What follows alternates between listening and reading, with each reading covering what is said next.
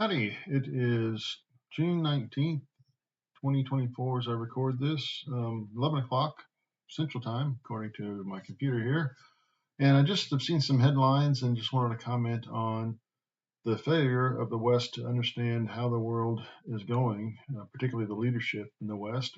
As I understand it, President Putin has offered to strike a peace deal, a ceasefire, and put forth a peace plan. And as I understood some brief comments that I heard, he was talking about trying to rebuild the trust that has been lost. And it just strikes me, as I've commented before, on how abjectly, horribly our nation's leaders have, in fact, been leading us over the last 50 years, as many of us have tried to trust that liberal democratic principles and conservative Christian ethical moral principles have been the primary forces shaping our policy and the direction in which folks have gone. We've trusted when our leaders have told us that we need to stop evil in its tracks and we need to act in ways that, while they appear to be questionable at times, were claimed to be for a higher good. And now I would suggest much of that has proven to be false, especially as highlighted in the situation, the history of Ukraine and the post Soviet Union, the fall of the Berlin Wall, and the promises that America's leaders had made to Russia and the old Soviet Union, and the direction things have gone with NATO. As mentioned before, one of the things that I was concerned about with Trump was his attitude towards NATO. And now, not only do I think that he was right, but I think those who called for NATO to be disbanded when the Soviet Union fell were right. But it just exemplifies that when you have an institution in government, it's easier to try to find reasons to keep it going than it is to acknowledge that the purpose has been accomplished and we need to uh, eliminate that branch of government, that aspect of governmental authority and power over us.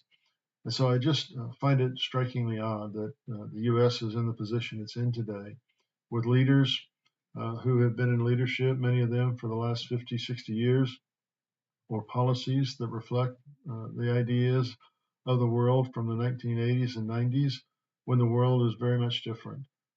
Part of the problem with the world being different is that we have taken our eyes off the education system, and I would suggest the education system, broadly speaking, has lost contact with those democratic ideals and conservative principles by which it was grounded, by which my generation perhaps was the last one that was fully vested in those ideals and principles.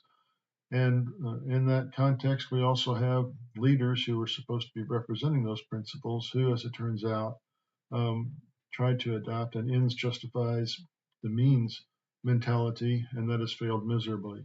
All we have to do is look at Afghanistan. I remember when the Soviet Union invaded, um, vaguely, I'll admit, but I remember the Soviet Union invasion and America's response, and then lo and behold, America's in Afghanistan and then Iraq, et cetera, et cetera.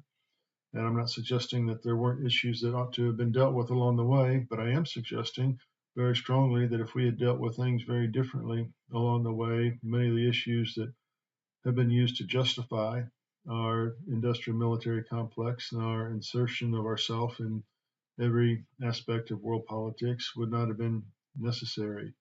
And certainly, I would suggest most of it has not been justified as time has revealed the results of our actions and our activities. So, anyway, just want to, as we enter this election season, I just want to stress that one of the things that I think we need to pay attention to is where, in fact, our leaders are claiming to take us. The National Defense, NDAA, I believe it's called, the National Defense Authorization Act, reflects, again, a mindset that has war as its objective as opposed to peace. All the talk about trying to prepare for those who would do us harm, I think, has been a smokescreen for keeping us from seeing that from the west of the world, from much of the rest of the world's perspective, they've needed to prepare in order to avoid the harm that America, as the lone superpower, has chosen to visit on the rest of the world in the name of democracy, in the name of freedom, when in fact there's been a whole lot of death and destruction in our wake, and maybe not quite so much freedom as we'd like to say. And I think Ukraine is a prime example of that. So anyway, I got some other thoughts on different topics, but I just wanted to kind of share those thoughts in that general framework from which I'm now operating and see what you have to say. Thank you very much. Bye bye. Thank you very much for your time. I've got a couple other videos listed here if you'd like to take a look at those. And as I'd like to discuss issues related to politics, religion, society, and how in the world we're supposed to understand ourselves and life in the world. Thank you very much. Appreciate it. Bye bye.